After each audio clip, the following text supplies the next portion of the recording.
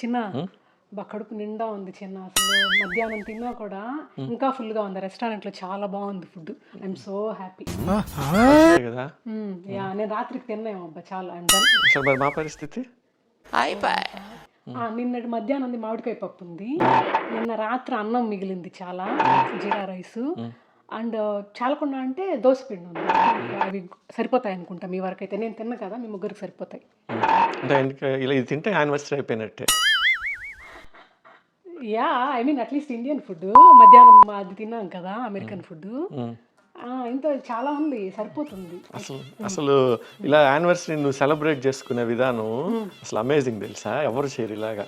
ఎందుకు food waste చేయకూడదు అబ్బా, వేస్ట్ చేయకుండా ఉన్నది బాగా యూటిలైజ్ చేసుకుంటున్నాము. అసలు యానివర్సరీ అంటే ఏం చెప్పు. అంటే ఎప్పుడో 1 year ముందో 2 years ముందో ఏదో జరుగుంటుంది, ఆ మంచిది ఏదో జరిగింది అనుకో, ఆ మెమరీస్ని రిఫ్రెష్ చేసుకొని ఏదో సెలబ్రేట్ చేసుకుంటాం యానివర్సరీ అంటే. ఓకే, ఆ సెలబ్రేషన్కి ఏదైనా ఫ్రెష్ ఫుడ్ బాగా వండుకొని బాగా తింటే బాగుంటుంది.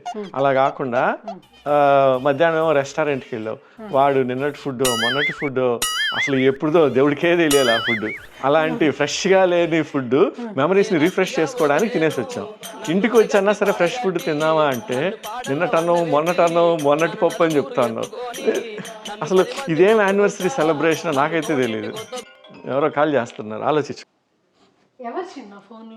ఎవరు లేరులే కానీ అసలు అనాల్సింది నిన్ను కాదు. యానివర్సరీ అంటే బయట వెళ్ళి తినడం అనే ట్రెడిషన్ ఎవడో ప్రవేశపెట్టారు కదా, వాళ్ళని అనాలి. హ్యాపీగా ఇంట్లో ఫ్రెష్ ఫుడ్ వండుకొని ఏ గుడికో వెళ్ళొచ్చి తిని సెలబ్రేట్ చేసుకోకుండా పోయి మిగిలిపోయింది పాచిపోయింది తిని డబ్బులు ఇచ్చి ఏం కర్మ ఇది. నేను అట్టిగా పోతలేను, నన్ను వడగట్టి పాడగట్టి